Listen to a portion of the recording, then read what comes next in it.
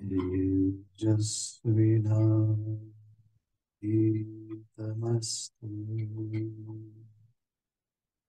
मा विद्विषावहै।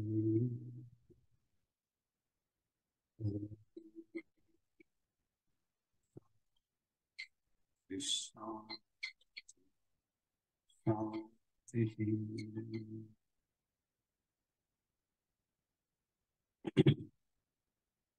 प्रमोदमस्तपः शान्तिरार्जवमेव च ज्ञानं विज्ञानमास्तिक्यं ब्रह्म कर्म स्वभावजम्।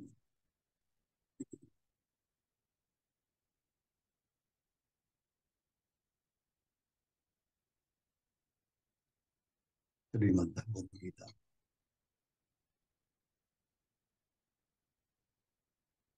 गीतेवरील मराठी भाषेतील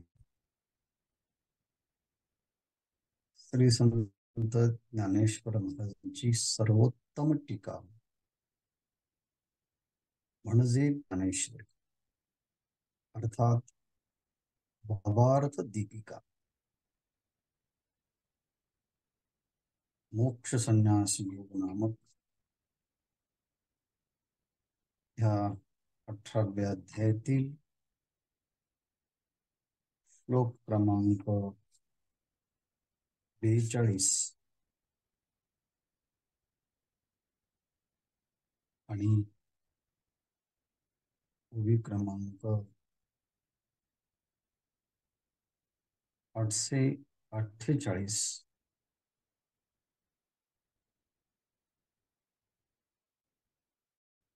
इथून आजच्या ह्या क्रमिक चिंतनाला प्रारंभ होत आहे।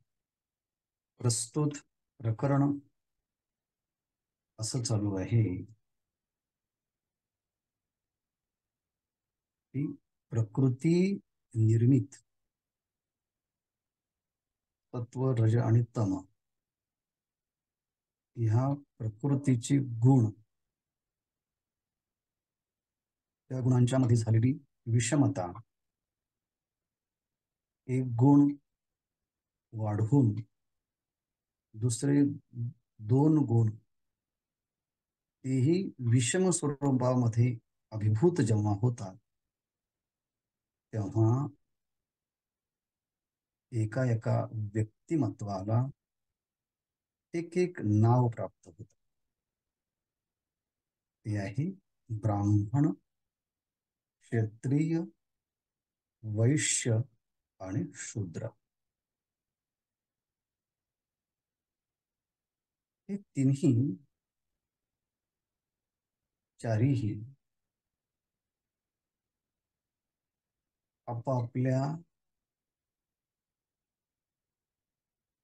विहित गुणांच्या द्वारे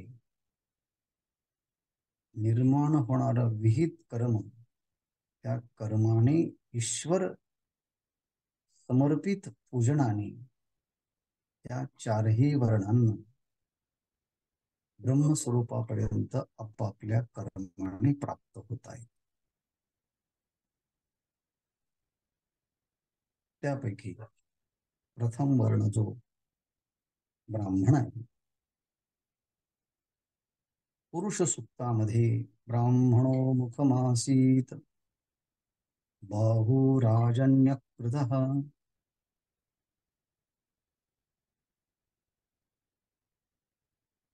ब्राह्मणो मुखमासीत,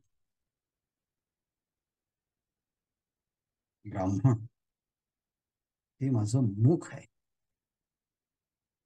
मुखाच्या ठिकाणून ब्राह्मणाची निर्मिती. बाहुराजन्यकृतः. बाहूंच्या पासून क्षत्रियांची निर्मिती.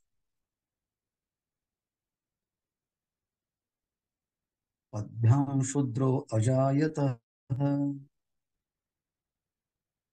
भगवंताच्या चरणांपासून क्षुद्रांची निर्मिती झाली आणि मांड्यांपासून क्षत्रियांची निर्मिती झाली. याच्या पाठीमागं सुद्धा प्रत्येक वर्णाचा इतिहास दडलेला आहे. या विधानाच्या पाठीमागे आपला हा विषय क्रमाने चालूच आहे. वेळ जेव्हा भेटेल आपण तेव्हा ह्या वेदातल्या 4 विधानाच्या पाठीमागचा हेतू काय आहे तो आपण ह्या 4 वर्णांचा विचार करताना कधीतरी सांगू. सांगता सांगतो विसरलो तर आठवण करू. ही 4 मी विधानं 3 विधानं केली, सगळे वेदातलेच. ब्राह्मणो मुखमासीत. बाहुराजन्यकृतः. आठवत नाही पण पद्भ्याम शूद्रो अजाय. हे विधान. त्यापैकी आपण ब्राह्मण वर्णाच्या नैसर्गिक नवगुणांचा आपण विचार करत आहोत. शम, दम, तप, शौच, क्षमा, आर्जवम, ज्ञान, विज्ञान आणि आस्तिक्य. स्वाभाविक हे गुण आहे. स्वाभाविक असं म्हणताना इतरांना ते प्राप्त करता येत नाही का? हो, इतरांना ते प्रयत्न साध्य आहे.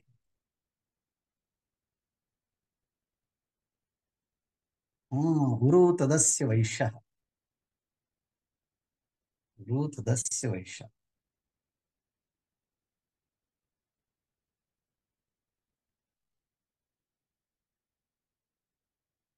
तर इतरांना ते प्राप्त करता येत नाही का? इतरांना ते प्राप्त करता येतात, पण प्राप्त करूनही ते कायम राहतीलच असं सांगता येत नाही. वशिष्ठ महर्षींच्या ठिकाणी हे सगळे नवगुण हे नैसर्गिक होते, स्वाभाविक होते.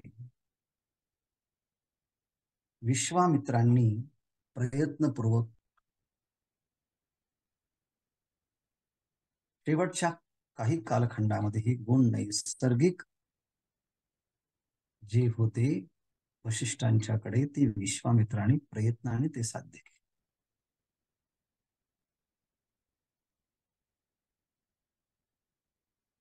विश्वामित्रांनी वशिष्ठांचे मुलांना मारलं होतं, परंतु अरुंधती आणि वशिष्ठ अंगणामध्ये बसले असताना अरुंधतीने वशिष्ठांना प्रश्न विचारला, आज पौर्णिमेच्या चंद्राचं चांदणं किती शुभ्र आहे ना, किती विशेष आणि तेजस्वी आहे. तेव्हा ह्या पती पत्नीचा सुरू असलेल्या संवादामध्ये वशिष्ठ महर्षी म्हणतात, कितीही तेजस्वी आणि शुभ्र असलं तरी माझ्या विश्वामित्राच्या तपश्चर्या इतकं तेजस्वी नाही.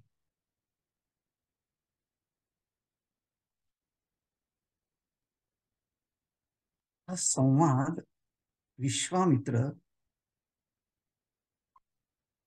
वर बसून, म्हणजे वर बसून म्हणजे काय, घरावर असेल का कशा झाडावर बसून ते ऐकत होते.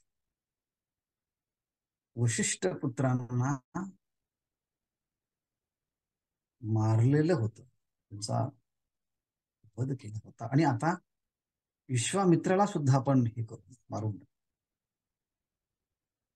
पण हा संवाद ऐकल्यानंतर, अरे मी ज्याच्या मुलांना इतका त्रास आणि उपद्रव केला, त्या वशिष्ठांचे आपल्याविषयी पती पत्नीच्या संवादामध्ये मला एवढं मोठं स्थान दिलं. असं ऐकल्यानंतर विश्वामित्र खाली आले आणि वशिष्ठांना साष्टांग दंडवत घातला. तेव्हा वशिष्ठ म्हणाले, या ब्रह्मर्षी या. आतापर्यंत वशिष्ठ मुनी विश्वामित्राजींना राजर्षी म्हणायचे. आपण राजा आहे, पण प्रयत्नाने ऋषींचे गुण संपादन केले, परंतु त्यांना ते ब्रह्मर्षी कधी म्हणायचेच. विश्वामित्रांना असं वाटायचं की मला यांनी ब्रह्मर्षी म्हणावं, ब्राह्मण असून ऋषी. पण ते राजा असून ऋषी झाले, ते राजर्षी. पण क्षत्रियाचे गुण नैसर्गिकरित्या त्यांच्यामध्ये भरले होते. पण जेव्हा तिने साष्टांग दंडवत घातला, ते म्हटले, या ब्रह्मर्षी. प्रयत्नाने ते गुण विश्वामित्रांनी आपल्या ठिकाणी संपादन केले होते. हा सगळा गुण म्हणून ब्रह्मकर्म स्वभावजम, हे ब्राह्मणाचे कर्म हे स्वाभाविक कर्म आहे. उर्वरित गुणांचा विचार करून झाल्यानंतर पुन्हा एकदा संपूर्ण या नवगुणांचा संक्षिप्त विचार करून या विचाराला समारोप करूया. ह्या विचाराचा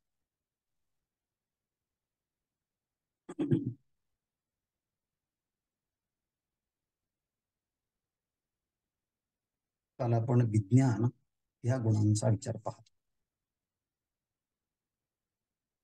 तरी ईश्वर शुद्धीची वेळे शास्त्रे का ध्यान बळे, विश्वर तत्वीची मिळे निष्टंक बुद्धी.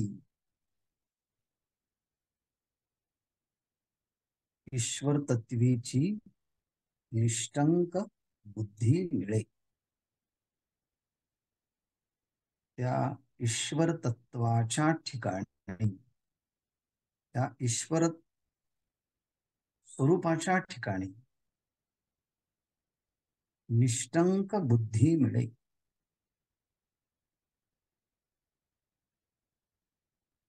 निष्टंक बुद्धी मिळे म्हणजेच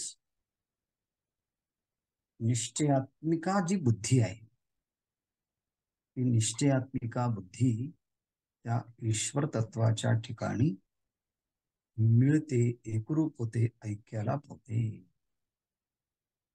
म्हणजेच बुद्धीमध्ये असणारा चिदाभास, तो चिदाभास म्हणतो की मी चैतन्याचा आहे.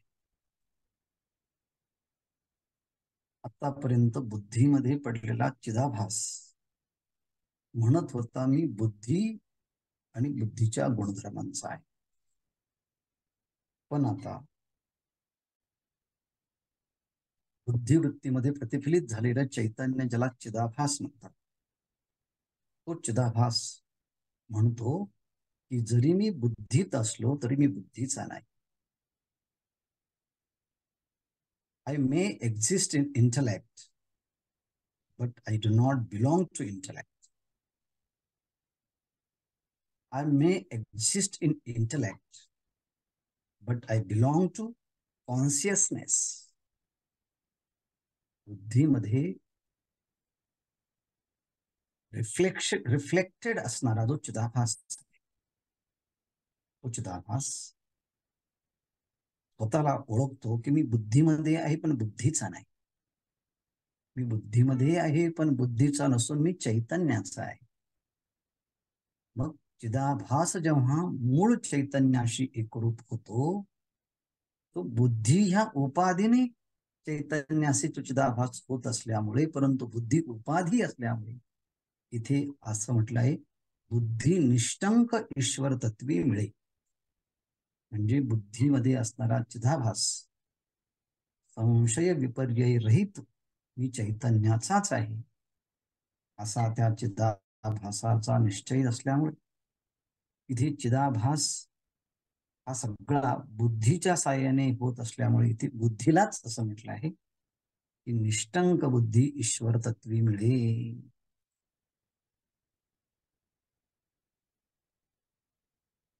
की निश्चयात्मक बुद्धी ईश्वर तत्वाच्या ठिकाणी मिळते. म्हणजे ईश्वर तत्वाचा अपरोक्ष अनुभव येतो. पण त्या अगोदर ईश्वर तत्वाचा अनुभव येण्याकरता बुद्धीच्या ठिकाणी ध्यानाचं बळ येतं. ध्यान बळे निष्टंक बुद्धी ईश्वर तत्वीची मिळे.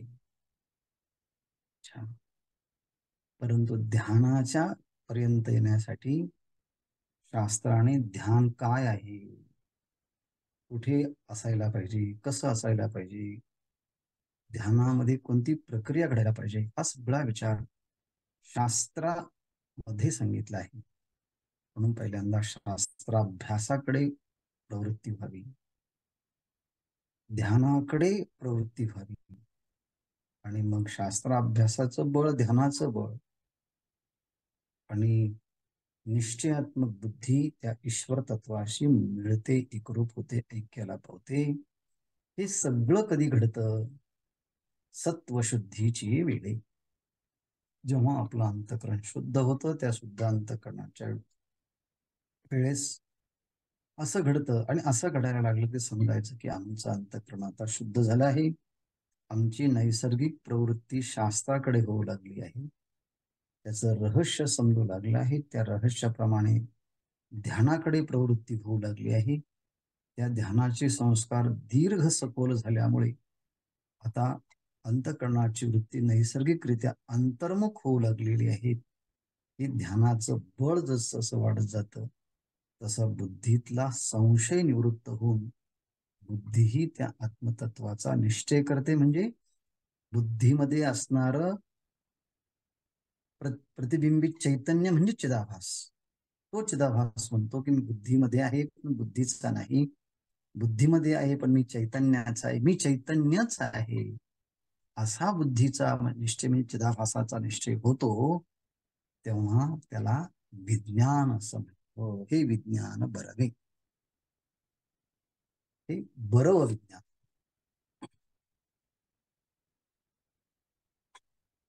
हे बरव विज्ञान आहे, हे चांगलं विज्ञान आहे, हे विशेष विज्ञान आहे, हे विशेष ज्ञान. आणि हेच काय आहे? गुणरत्न जे आठवे, ह्या गुणांना रत्न असं म्हटलंय. नवगुणांना हे नवरत्न. रत्न हे मौल्यवान असतं, तसं हे गुण सगळ्यात मौल्यवान आहे, मूल्य आहे. आणि हे गुण ज्या कृतीतनं अभिव्यक्त होतात, त्या कृतीला लाभलेले हे 8 गुण इथपर्यंत आहे. 9वा गुण पाहणार असत. आणि मग आता पुढचा गुण येतो अस्तिक्य, हा 9वा गुण जाणावा. अस्तिक्य जाणावे 9वा गुण. अस्तिक्याला 9वा गुण असं, अस्तित्वाच्या भावालाच आस्तिक्य असं म्हणतात. पण हा आस्तिक्य भाव कसा असतो, त्यासाठी माऊली पहिल्यांदा उदाहरण देतात आणि मग त्या आस्तिक्याचं स्वरूप सांगतात आणि समोर होतात. बघा, राजमुद्रा अथिलिया, प्रजा भजे जे भलतया, एवी शास्त्रे स्वीकारल्या मार्गमात्रा ते.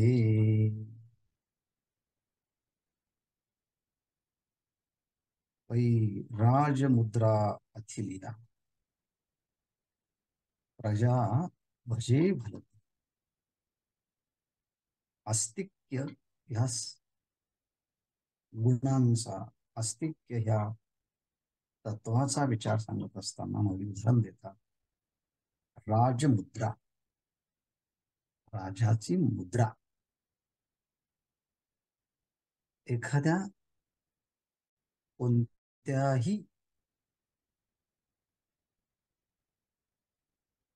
वस्तूवर अंकित केली, राजमुद्रा अंकित ती वस्तू झाली की ती वस्तू त्या राजाच्या राज्यामध्ये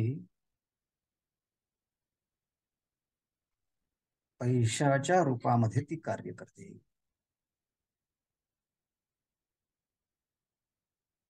त्याच्यावरून व्यवहारामध्ये ती वस्तू ते पैसा विनिमयाचं साधन बनतो. ती मुद्रा कशावर असेल, कशावरही असो, पण त्या मुद्रेवरती गव्हर्नरचा शिक्का जर असेल तर त्याला मूल्य प्राप्त होतं, पैशाचं मूल्य. मग ती मुद्रा कशावर उमटली असेल, ती सिक्क्यावर उमटू, धातूवर उमटू, एखाद्या चर्मावरती, कातड्यावरती उमटू किंवा कागदावरती उमटू, परंतु त्या कागदाला, त्या धातूला, त्या चर्माला किंवा त्या शिक्क्याला एक मूल्य साधन प्राप्त होऊन ते त्याद्वारे अनेक वस्तूंची खरेदी विक्री केली जाते. एक मूल्य म्हणून त्याचा वापर. नाहीतरी आज 100ची नोट, 200ची नोट, 500ची नोट, पूर्वी 2000ची नोट. त्या नोटा म्हणजे तरी काय, कागदच ना. तेवढ्या लांबी रुंदीचा कागद घेतला आणि हा कागद पाहिला तर दोन्हींचंही मूल्य समानच आहे.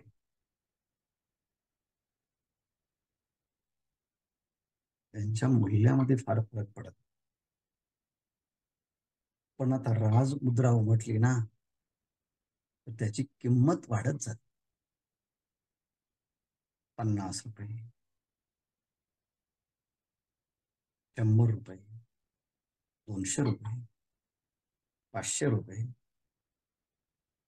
1000, 2000. माऊली म्हणतात राजमुद्रा अथिलिया, राजाची मुद्रा, राजाचा शिक्का, राजाचं चिन्ह अथिलिया, ते जर कशावरती असलं, कशावरती असलं, धातूवरती असो, चमड्यावरती असो, कागदावरती असो किंवा आणखी कशावरती असो, काय होतं, प्रजा भजे, प्रजा त्याचा स्वीकार करते, प्रजा त्याच्याशी अनन्य होते. मग आता ज्याच्यावरती शिक्का उमटला आहे ते काहीही असो, भलते या प्रजा भजे, भलते मग ते काही असो. एखादा पत्रा जरी असला किंवा एखादा सोन्याची मुद्रा जरी असली तरी त्या मुद्रेला चांदीची असली तरी त्याला पैशाचं मूल्य प्राप्त होतं. खरेदी विक्रीचं ते त्याला मूल्य प्राप्त होत असतं. म्हणून या सगळ्या उदाहरणामध्ये राजमुद्रा विशेष आहे. ज्याच्यावर उमटली ती सामान्यच वस्तू असते, पण राजमुद्रेमुळे, अंकित झाल्यामुळे त्याचं मूल्य हे वाढतं. म्हणून वस्तूला मूल्य नाही तर वस्तूवर असणाऱ्या त्या मुद्रेला किंमत आहे. ते साक्षांकित केलेले आहे. आधुनिक भाषेमध्ये त्याला प्रामाणिकता आलेली आहे. It is attested by scripture. शास्त्राने अटेस्टेड केलेले, साक्षांकित केलं.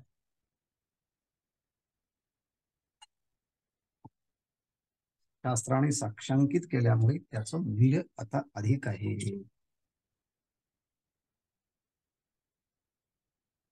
पै राजमुद्रा अथिलिया प्रजा भजे भलतया हा सिद्धांत सांगितलाय. त्यांना सांगायचे आस्तिक्य शब्द. देवी त्याप्रमाणे त्याप्रमाणे शास्त्रे मार्ग मात्रा ते स्वीकारलिया. असं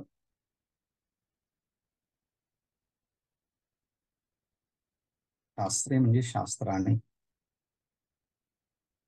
वेदाने, उपनिषदांनी, धर्मशास्त्राने, स्मृतिग्रंथांनी, दर्शन ग्रंथांनी, पुराण ग्रंथांनी काय केले आहे? मार्ग मात्रा ते स्वीकारले. जेवढे काही वेगवेगळे मार्ग आहे,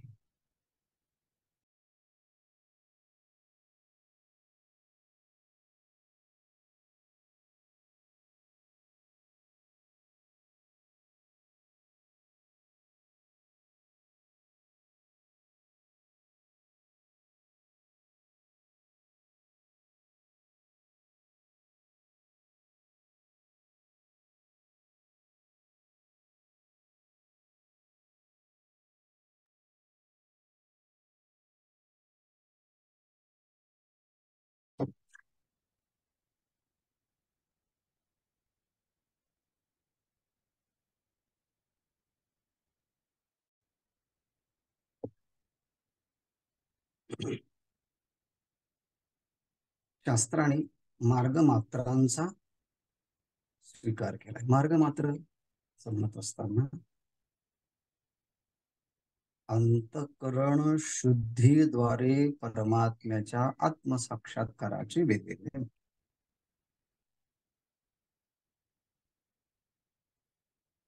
त्यामध्ये कर्म आहे, उपासना आहे, ज्ञान आहे, ध्यान आहे, अष्टांग योगादी मार्ग, षडचक्र भेदांचे मार्ग, वेगवेगळ्या उपासना पद्धती सांगितल्या. त्या सगळ्या मार्गमात्रांचा शास्त्राने मनुष्याच्या अधिकारानुसार स्वीकार केलेला आहे. म्हणून मार्ग मात्रा ते असं म्हणताना सगळ्या मार्गांचं, अगदी चारण मारण उच्चाटन मोहन स्तंभन वशीकरण हे सुद्धा मार्गच आहे. पण तामसिक मार्ग, एक मार्ग ज्ञान कर्म उपासना. मग ते मार्ग एक मार्गच आहेत, पण शास्त्राने आपली मुद्रा त्यावरती उमटवली आहे. ह्या मार्गाने गेला तर अंतःकरण शुद्धीद्वारे तुम्हाला मोक्षापर्यंत जाता येईल. मग तीर्थयात्रा आहे, नामस्मरण आहे, मौन आहे, दान आहे, ध्यान आहे, उपदेश आहे. हे सगळेचे सगळे मार्गाने सांगितले ना, मग आपल्या योग्यतेनुसार, आपल्या अधिकारानुसार आपण त्या मार्गाचं अनुसरण आपल्या जीवनामध्ये करणं, त्यावरती विश्वास ठेवणं, तिला म्हणायचं आस्तिक्य. देवी शास्त्र स्वीकारलिया मात्र मार्गाते आदरे जे का मानणे. अत्यंत आदरपूर्वक त्या मार्गांचं अनुसरण करणं, त्या मार्गांचं आपल्या जीवनामध्ये अनुनयन करणं, त्याचा स्वीकार करणं, त्याचं अनुष्ठान करणं. परंतु ते कसं आदरपूर्वक श्रद्धेने करणं. म्हणून त्यांचा त्यांच्या त्या साधनेला मान्यता देणे, त्या साधनेचा आदर करणे, त्याचं अनुष्ठान करणे, म्हणून त्या सगळ्या कृष्ण चांद्रायणाआधी जे काही व्रत वैकल्य आहे, एकादशी सारखं जे व्रत वैकल्य आहे, वारी सारख्या ज्या काही उपासना पद्धती आहेत, त्या सगळ्यांच्या वरती विश्वास ठेवून त्याचं अनुष्ठान आपल्या जीवनामध्ये घडणं, त्याला आस्तिक्य असं म्हणतात. नाहीतर ते मार्ग काय साधेच मार्ग आहेत ना. म्हणजे चालत राहणं हा एक मार्ग आहे, परंतु शास्त्राने त्याला तीर्थयात्रेचं स्वरूप दिलं आहे, त्यावरती विश्वास संपादन करायला सांगितलं आहे. त्याप्रमाणे शास्त्र मित्रा अथिलिया भजे जे का भलत्या ते शास्त्र स्वीकारलिया मार्ग मात्रा ते आदरे जे का मानणे ते अस्तिक्य मी म्हणे. भगवंत स्वतः सांगतात, त्या सगळ्या मार्गांना मान्यता देणं, आपल्या अधिकारानुसार त्याचं अनुष्ठान करणं, त्याला आस्तिक्य असं म्हणतात.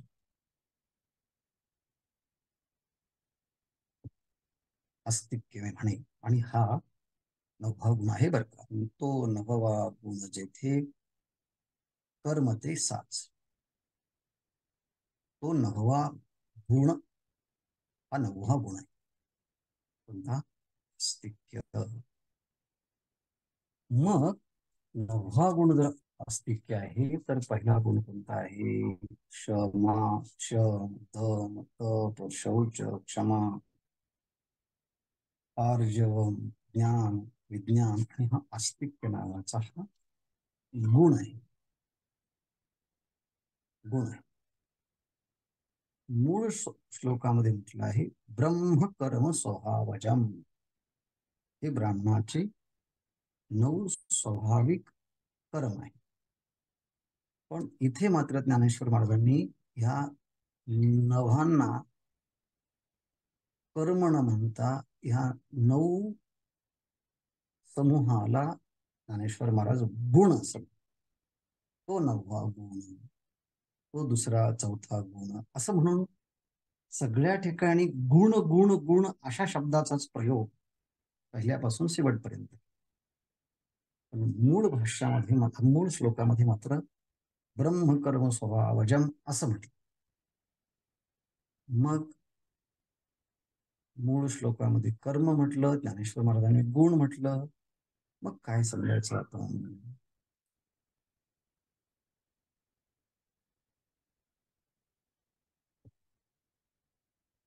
पण तशा प्रकारचे गुण जर असतील तर ते गुणच कर्मामध्ये परिणित होतात. त्या कर्मातून हे, त्या कर्माच्या पाठीमागे हेच गुण दिसतील, आणि ह्या गुणामुळेच तशा कर्मामध्ये प्रवृत्ती होईल, आणि ते कर्म, विशिष्ट कर्म, विशिष्ट गुणांचं द्योतक असतं. म्हणून गुण म्हटलं काय आणि कर्म म्हटलं काय, माऊली त्याचा उत्तरामध्ये निर्वाळा देतात, जेणे ते साच कर्म. जेणे म्हणजे ज्या गुणांच्या मुळे त्या कर्माला खरोखर सत्यता येते, सफलता येते, सार्थकता येते, अर्थपूर्णता प्राप्त. म्हणून हे कर्म नाही, हे गुण आहेत. पण हे गुणच कर्मामध्ये त्या व्यक्तीला प्रवृत्त करतात, आणि त्या प्रवृत्त कर्मातून हे गुण दिसतात. एवं नवही क्षमाधिक गुण जे निर्दोष, ते कर्म जाण स्वाभाविक ब्राह्मणाचे. हे नवही गुण क्षमाधिक, क्षमोदमस्तव शौच शांतिराजवमेव च, हे सगळे गुण आहे. अस्तिक्य, ज्ञान, विज्ञान गुण आहेत. हे ब्राह्मणाचे हे कसं आहे, स्वाभाविक गुण आहे. नवही क्षमाधिक गुणजेथ, क्षमाधिक गुणजेथ निर्दोख, हे 6ही गुण कसे आहेत म्हटले, नवही गुण कसे आहेत तर जेथ म्हणजे ज्या ब्राह्मणाच्या ठिकाणी हे गुण निर्दोष म्हणजे निर्दोष स्वरूपाचे आहे. या नवगुणांच्यामुळे कर्मामध्ये त्या ब्राह्मणाची प्रवृत्ती होते आणि तेच ब्राह्मणाचे काय आहे, निर्दोष असणारे स्वाभाविक असणारे हे कर्म आहे. ते कर्म जाण स्वाभाविक ब्राह्मणाचे ते कर्म स्वाभाविक जाण. ब्राह्मणाचे ते कर्म स्वाभाविक आहे, नैसर्गिक आहे. म्हणजे त्यांच्या ठिकाणी हे गुण मागच्या सत्कर्माचा परिणाम म्हणून हे गुण त्यांच्या ठिकाणी नैसर्गिक असतात. मध्ये गुण आणि इतरांच्या ठिकाणी ते प्रयत्न साध्य असतात. प्रयत्नाने ते गुण इतरांच्या मध्ये आणता येतात. पण बघा, वशिष्ठांचं उदाहरण मी दिलं की वशिष्ठाने स्वतः सांगितलं आहे, क्षत्रियाणाम बलम तेजो, क्षत्रियाचं बल जसं तेज आहे तसं ब्राह्मणाणाम बलम क्षमा, ब्राह्मणांचे कर्म हे क्षमा आहे. पण नुसतं क्षमाच नाही तर शम दम उपरम हे सगळे जे 9 गुण सांगितले आहेत ते ब्राह्मणांचे कर्म आहे. क्षमा भजते यस्मात, क्षमेने मला वरलं आहे, तिला सोडू शकत नाही. यस्मात तस्मात गम्यते इति रोचते, पण तुला जर जायचं असेल तर हे क्षमे तू विश्वामित्राच्या पाठीमागे जा. म्हणजे त्याच्या ठिकाणी हे नैसर्गिक गुण प्रयत्न साध्य होते आणि वशिष्ठांच्याकडे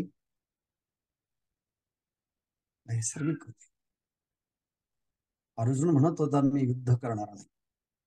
भगवंताने सांगितलं क्षत्रियांच्या ठिकाणी जे स्वाभाविक गुण आहेत ते त्यांना सोडून जात नाही. शौर्यम तेजोक्षम पलायनम दानवेश्वर भावश्च क्षात्र कर्म स्वभावजम, हे नैसर्गिक कर्म आहे ते त्यांना सोडून जात नाही. काही काळ गेले तर क्षत्रियाचे कर्म पुन्हा अभिव्यक्त होतात. महाभारताच्या एकांताच्या कालावधीमध्ये एकांतवासाचा वनवास, विराट नगरीमध्ये कौरवांनी त्यांच्या गायी चोरून नेल्या. ब्रह्मड्याच्या वेशामध्ये असणारा अर्जुन उत्तरेचा सारथी बनतो आणि प्रसंगी मात्र सगळ्या कौरवांना मूर्छित करून त्या गाया परत विराटाच्या नगरीमध्ये सोडून देतो. तर ब्रह्मड्याच्या वेशामध्ये कला शिकवणारा अर्जुन, परंतु युद्धभूमीचा प्रसंग पाहिल्यानंतर नैसर्गिक पुन्हा गुण बाहेर उठवले. भगवंतांनी सांगितलं होतं, मिथ्यविषयी व्यवसायस्ते प्रकृती त्वाम नियोक्षती. मी युद्ध करणार नाही असं म्हणू नको, कारण तुझे गुण तुला मागे ओढणार नाही. ते गुण तुला त्या कर्मात प्रवृत्त करतील. म्हणून सगळेही गुण नैसर्गिक आहे. तो नवगुणरत्ना करू या नवरत्नांचा हरू, न फेडीत ले दिन करू प्रकाश जैसा. हे गुण ब्राह्मणाच्या ठिकाणी स्वाभाविक कसे आहे हे सांगण्यासाठी दृष्टांत दिले आहे. पहा,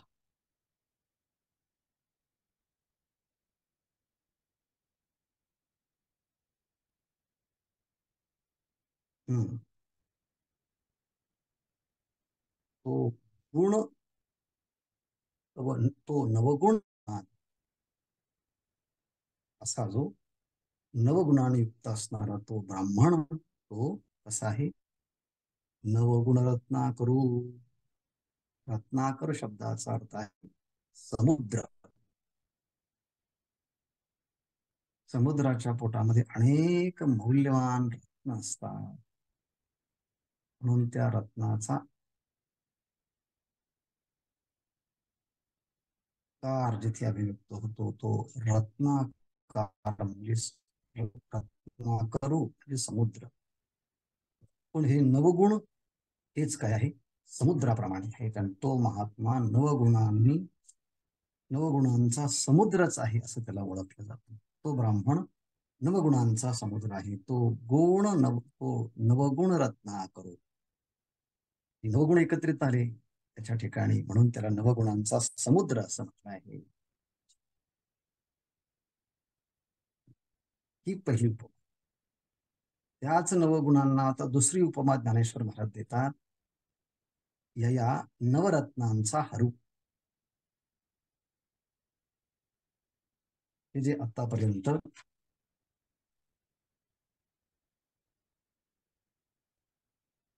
हे जे नवगुण प्रतिपादन केलेत,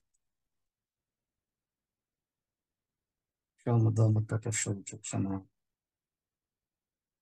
आर्जव ज्ञान विज्ञान आणि अस्तित्व, हे गुण म्हणजेच रत्न आहे. अगोदर त्या गुणांना सागराची उपमा दिली, आता ह्या नव गुणांना रत्नाची उपमा दिली. आणि ह्या नवरत्न रूपी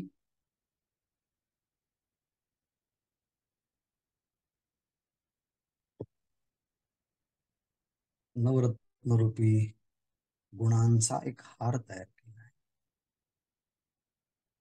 आणि या नवगुण रूपी रत्नांच्या हारांनी ज्या ब्राह्मण देहाला सुशोभित केलं आहे, शृंगारित केलं आहे. म्हणजे नवगुणांचा रत्नाकर तो नवगुणांनी ज्याला सुशोभित केलं आहे असा त्याच्या ठिकाणी हे गुण नैसर्गिक आहे हे सांगण्यासाठी दिलेला दृष्टांत.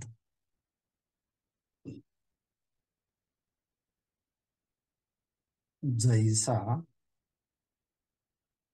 दिनकरू प्रकाश न फिडित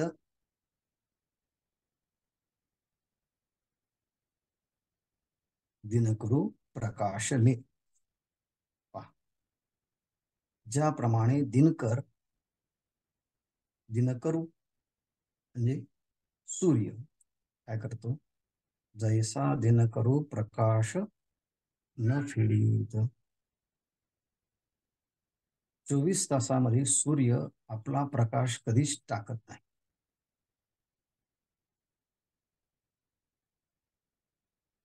म्हणजे सूर्याच्या ठिकाणी सूर्याचा प्रकाश हा नैसर्गिक आहे, तो कधी त्यांना सोडू शकत नाही, टाकू शकत.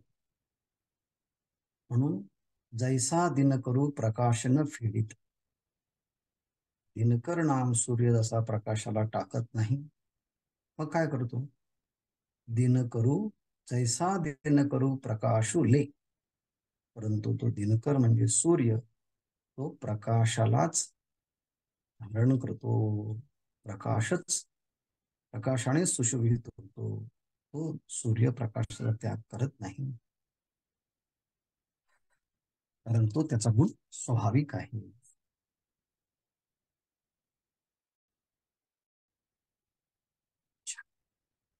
आणखी 2 दृष्टांत देऊन हा विचार पुष्ट करतो. नाना चंपा चापोळी पुजिला, चंद्र चंद्रिका धवळत, चंद्र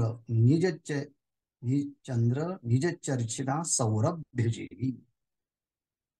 बघा दृष्टांत.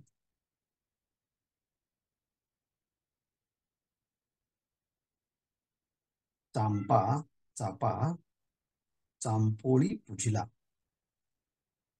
चाफ्याचं झाड की चाफ्याच्या झाडाला चाफ्याची फुलं नैसर्गिकरित्या येत असतात. म्हणून चाफ्याच्या झाडाला चाफ्याचीच फुलं जेव्हा येतात तेव्हा ते नैसर्गिक भाव आहे.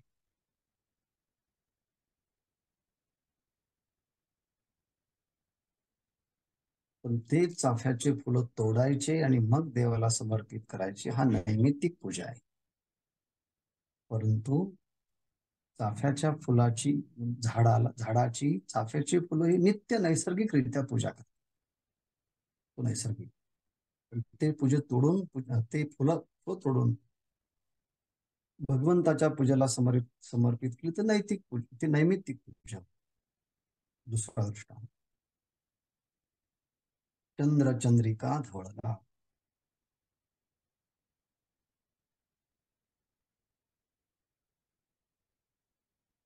चंद्र हा चांदण्याने हा सुशोभित झालेला असतो. जे चंद्राच्या ठिकाणी चांदण्या नैसर्गिक आहे हा त्यांचा स्वभाव. पण त्या चांदण्यांच्या प्रकाशाने स्फटिक आणि त्याचा बनवलेला राजवाडा, चंद्राच्या प्रकाशाने स्फटिकाचा राजवाडा आणखी सुशोभित दिसतो. त्या स्फटिकाच्या राजवाड्याच्या ठिकाणी आलेली जी काही प्रकाशकता, ओजस्विता, तेजस्विता ती आहे नैमित्तिक. चंद्राच्या ठिकाणी आहे स्वभाव.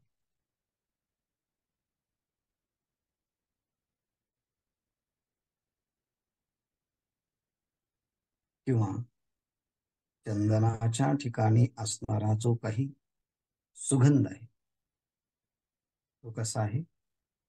नैसर्गिक आहे. म्हणून चंदनाला त्याच्या सुगंधानेच काय आहे? चर्चिले. चंदन निजे चर्चिला सौरभ्य जेवी. जेवी चंदने सौरभ्य चंदन निज तेजे चर्चिला. चंदनाच्या ठिकाणी असणाऱ्या सुगंधाने त्या चंदनाला पूजलं तर नैसर्गिक पूजा आहे. परंतु तो चंदन आपल्या कपाळाला लावला आणि तो कपाळ सुगंधित झालं तर ते नैमित्तिक आहे. तसं ब्राह्मणाच्या ठिकाणी हे नवगुण नैसर्गिक आहे, पण इतर वर्णांनी ते गुण प्रयत्नपूर्वक साध्य केलेले असतात. म्हणून सकाळी या विषयावरती डॉक्टर साहेबांनी जवळजवळ एक तासभर चर्चा केली की यामधले अनेक प्रकारचे पैलू या विचारांचे. मग असं केलं तर तसं कसं होईल, तसं केलं तर असं कसं होईल. मग त्यातला हा उत्तराचा भाग आहे. आपल्याला प्रयत्नपूर्वक हे गुण संपादन करावे लागतात आणि परिपक्व अवस्थेमध्ये येईपर्यंत आपल्याला अनेक संघर्षाला सामोरं जावं लागतं. हे गुण नैसर्गिक ज्यांच्या ठिकाणी असतात त्यांना काही तसं त्रास झाला तरी ते त्रास करून घेत नाही, जसं वशिष्ठ अधिक. तसे सगळ्या संतांनी प्रयत्नपूर्वक हे गुण आपल्यामध्ये आत्मसात केले. तेवी नवगुण टिकलग ब्राह्मणाचे अव्यंग कही जनसंडी अव्यंग कही जनसंडी अंग ब्राह्मणाचे.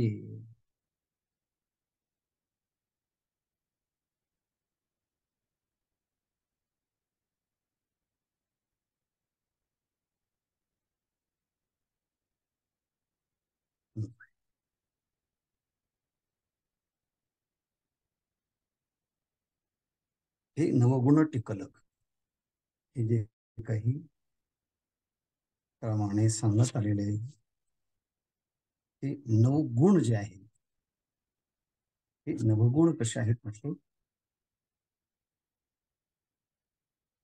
टिकलक आहे. त्या नवगुणांना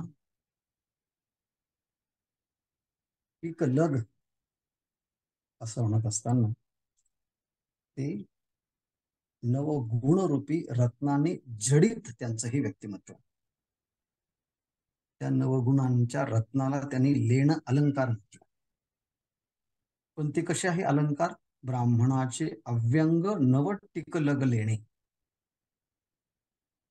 ब्राह्मणाचे निर्दोष असणारे हे नवगुणी गुणरूपी रत्न, त्या रत्नाने ते अलंकृत झालेले आहे.